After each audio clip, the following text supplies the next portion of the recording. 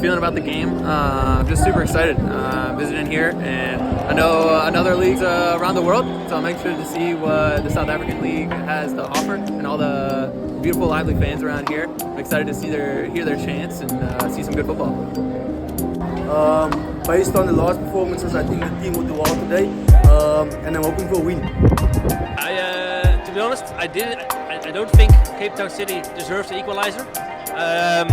Although it was a good goal, it was a good goal. It was, Richards Bay was much better. They had bigger chances. They had a few times, 2-3 times to score a goal. They did it, fortunately.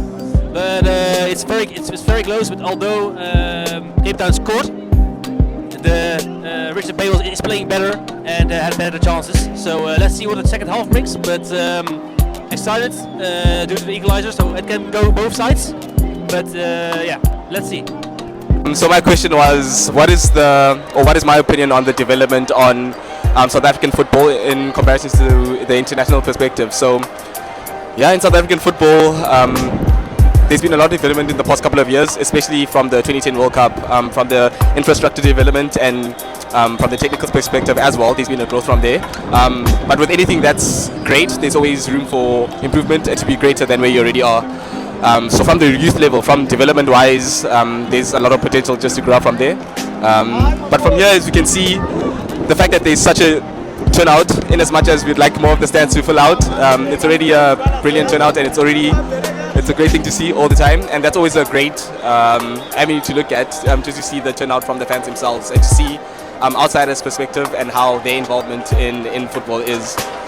So I work at a club as well, and we're very immersed in youth development.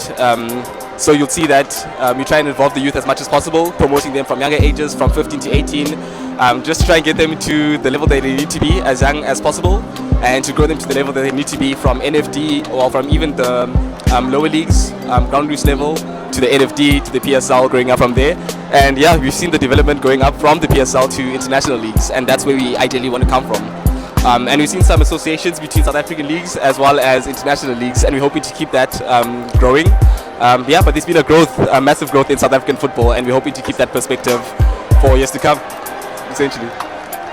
I think that Cape Town City are going to get some confidence in the game, because now that they've scored, they're going to hold a lot of pressure on the opposition team, and they're going to score 2 goals.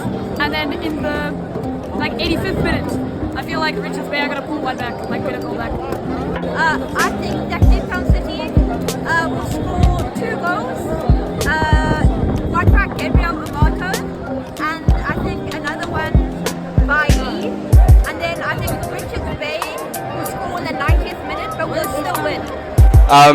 So in terms of the game itself, in terms of the game, it's been so far so good. City has had a fair share of possession, but not as much chances created. Richards Bay has had some exciting football. I have to concede myself, but you have to appreciate good football when it's being played. So essentially from the left-hand side, there's a specific player, number 45, Untungwana. He's been doing some amazing stuff. In as much as his stature is nice and tall, you wouldn't expect him to be so effective and so agile and so creative in his actions. So it's a very good and pleasurable experience to see as well.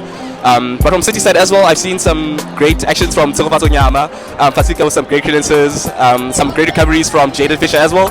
And I'm always glad to see Gabriel play well at such a young age. As I mentioned earlier on, how immersed in South African youth football that we want to try and build from grassroots in the youth, as well as women's football. That's another aspect that we need to look into, because there's so much potential for so much greatness.